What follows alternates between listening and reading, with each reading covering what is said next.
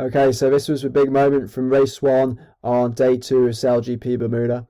Team Japan and their helmsman Nathan Outeridge make an uncharacteristic error, which ends up causing damage and the subsequent capsize of the American boat. Let's look at what went down. Major collision. Here we go, on starboard tack, the American crew and Spithill coming in on port. Nathan Outeridge had to keep clear but misjudges it. Have a look at that shroud, Freddie. So you see here Team Japan coming across on port. So the USA boat here has right of way. Japan have to keep clear, but it looks like Japan's just left it too late before putting their tack in. It's like a cheese wire. So the US hit into Japan.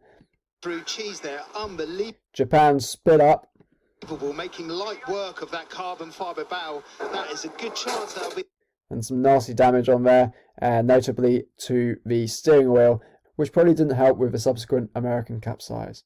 So going back a bit, we see the Japanese hull riding up, and have a look at the collision with the line here.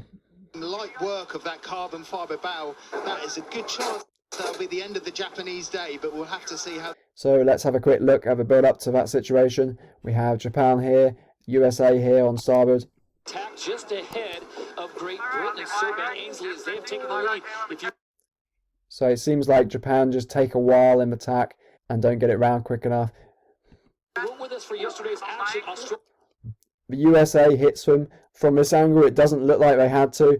Looks like Spithill could have avoided that, but it's easy for me to say that not being on the boat. You won all 3 races. Now remember, there's 2 races, 2 fleet races, and then only the top. Right, so a minute or so later, the USA boat end up capsizing.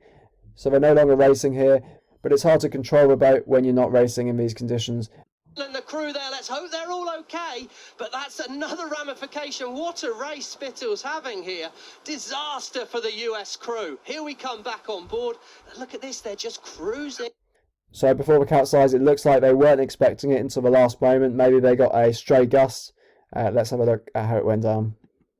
Around, and they're just clearly having a problem. The wheel. So it just goes over so quickly. Possibly a problem here with the wheel getting stuck on this side. Spithill doing everything he can to stop it capsizing, but it's all in vain.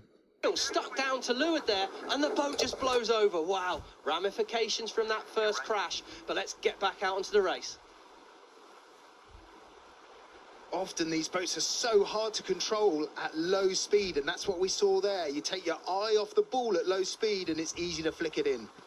So that's all for this video. I'm going to be creating a more in-depth video tomorrow, so stay tuned for that. Press the subscribe button and the alerts bell so you don't miss it. So with that said, I hope to see you in the next video.